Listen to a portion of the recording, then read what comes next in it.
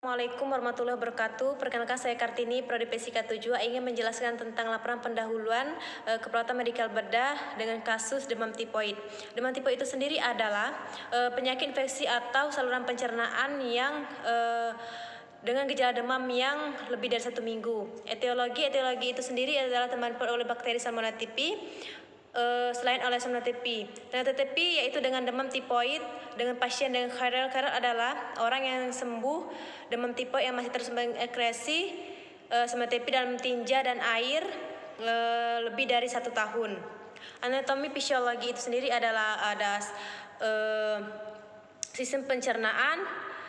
Saluran pencernaan itu di dalam mulut, tenggorokan, kerongkongan, lambung, usus halus, usus besar, rektum dan anus. Patofisiologi dan pathway. Patofisiologi itu ada kuman Salmonella typhi. Salmonella typhi menjadi penyebab tipoid masuk ke saluran cerna. Pathway itu Salmonella typhi masuk ke makanan dan minuman. Setelah itu difungsikan dalam asam lambung, berkembang biak di usus. Setelah itu merasakan nyeri otot, nyeri kepala, metabolisme meningkat, anoreksia, mual muntah, ketidakseimbangan nutrisi berhubungan dengan kebutuhan tubuh.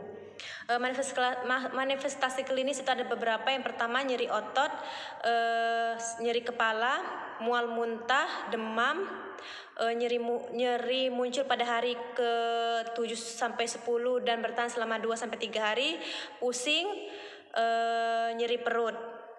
Pemeriksaan penunjang itu adalah ngecek darah, ngecek antibodi, dan throat culture itu diperlukan untuk mengidentifikasi organisme yang infeksius. Penata laksanaan medis dan keperawatan itu ada pencegahan.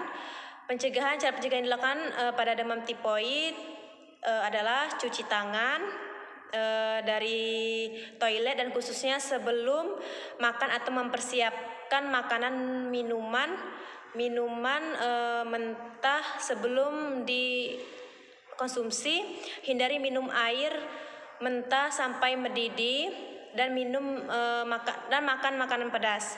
Setelah itu istirahat perawatan bertujuan untuk mencegah komplikasi dan mempercepat penyembuhan. Setelah itu diet dan terapi itu ada beberapa. Yang pertama mempertahankan asupan makanan dan minuman, memberikan diet bebas dan primer diberikan untuk mengurangi gejala mual dengan dosis 3 kali 4 mili setiap sebelum dilakukan dan dapat dihentikan dengan prioritas sudah tidak mengalami mual lagi.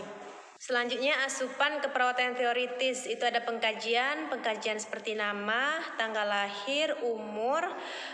Setelah itu riwayat kesehatan seperti keluhan utama, sakit kepala, demam, dan pusing. Setelah itu riwayat kesehatan sekarang, mengeluh kepala, terasa sakit, demam, nyeri dan pusing, mual muntah. Diagnosanya itu ada hipertermi berhubungan dengan infeksi Salmonella typhi. Yang kedua kekurangan volume cairan berhubungan dengan muntah. Ketidakseimbangan nutrisi dengan kebutuhan tubuh berhubungan dengan intest tidak adekuat. Diagnosa hipertermi berhubungan dengan Salmonella typhi.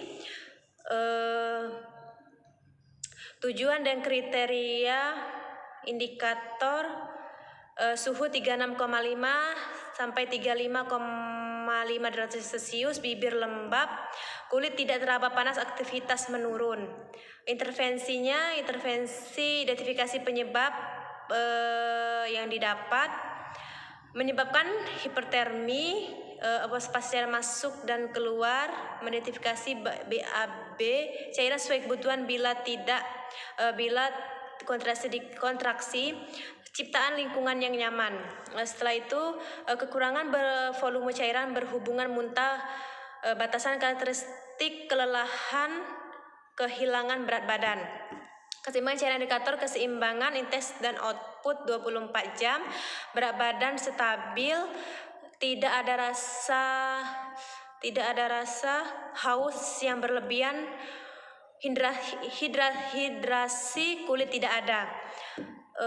Intervensi pengelolaan cairan, mempertahankan intake dan output. Ketidakseimbangan nutrisi kurang dari kebutuhan tubuh berhubungan dengan intens tidak adekuat.